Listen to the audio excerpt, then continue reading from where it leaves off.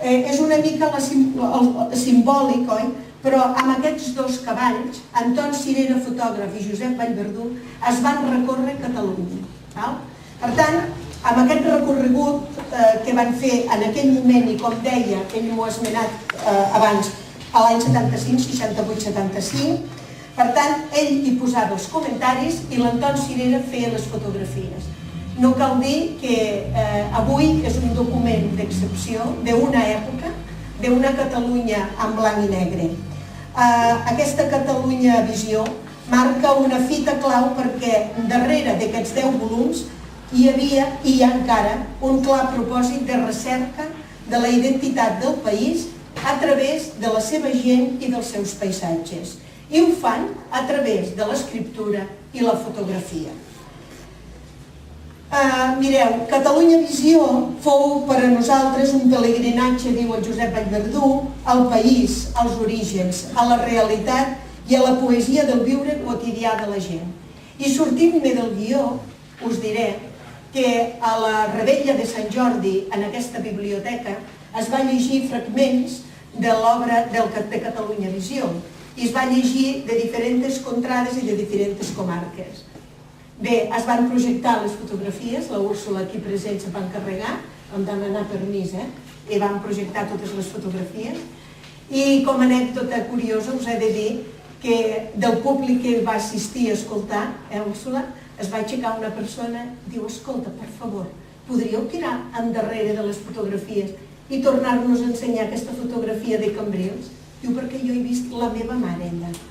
I li van posar, i efectivament, era la seva mare. És a dir, un plus d'emotivitat, eren anònims, i bé, és a dir, era aquell país d'aquella època, en aquelles cares, aquí diu, m'ha cridat l'atenció quan esmenta aquesta obra, que diu, la solemne mudesa de vells monestirs i ermites, l'anècdota humil o esforçada, plasmada en fotografia i textos vius, l'artesà i el pastor, la venedora del mercat i la colla de veïnes davant de la perola de fer el sabó casolà, la roba estesa, o el matador aurolat de fumaroles, tot escaldant el port escorxat.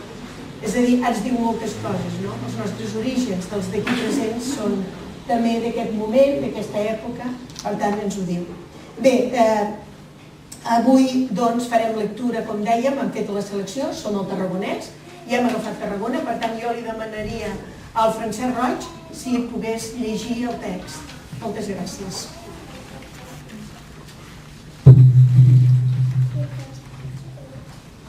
És un fragment de Catalunya Visió que agafa un aspecte només de Tarragona, concretament focalitzat la Rambla.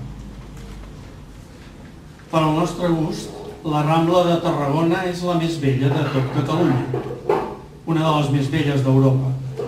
El secret de la bellesa de la Rambla rau no pas en el fet de tenir el mar a un extrem. Això és un privilegi més i prou. Diríem que el secret d'aquesta bellesa és l'equilibri entre llargada i amplada. De fet, la Rambla té un primer sector, del mar fins a l'encreuament del que avui és el General Mol, i que constitueix pròpiament la Rambla feta al segle XIX, amb el nom de Sant Joan. Una primera prolongació, avinguda Comte de Vallellano, ja prevista als plans antics, i que arriba fins a la plaça Imperial Tarraco. Aquest és el final de la Rambla, tota ella, per bé que s'inicia una tercera prolongació enllà de la plaça, en un angle lleuger, amb l'avinguda Pius XII. Aquesta via monumental és tan llarga com qualsevol dels mesuraments que vulguem fer de punta a punta de la ciutat edificada i, per tant, presenta unes condicions òptimes de gran artèria. El segon sector és disposat en forma de bulevard amb les vies laterals, com la Diagonal barcelonina, i això ajuda molt a resoldre els taps circulatoris. La Rambla, que comença a tenir edificis altíssims, acaba la seva primera secció en aquesta font rodona, amb 4 grups al·legòrics que representen continents geogràfics i sense cap ennosament central. Per tant, és ben bé un estany amb figures als 4 punts cardinals. Un anar i venir de gent a peu pel passeig central forma el contrapunt dels vehicles que circulen per les vies laterals i de l'altra correntia humana que deambula per les voreres, en cerca de les diverses i variades botigues, algunes realment modernes i luxoses, que s'hi obren a banda i banda. La Rambla, diguem clar, és el rovell de l'ou de les oficines importants, dels bancs, dels consolats. Obra de la burgesia del segle XIX, fou començada l'any 1854, després de la caiguda vertiginosa de la vinya francesa per raó de la filoxera i l'oïdium i la consegüent escalada de preus dels vins tarragonins. Era el moment, segons Josep Maria Requesens, que la ciutat passava dels 12.000 als 25.000 habitants, un moment d'eufòria en què la burgesia volia, ella també, deixar constància del seu monument civil.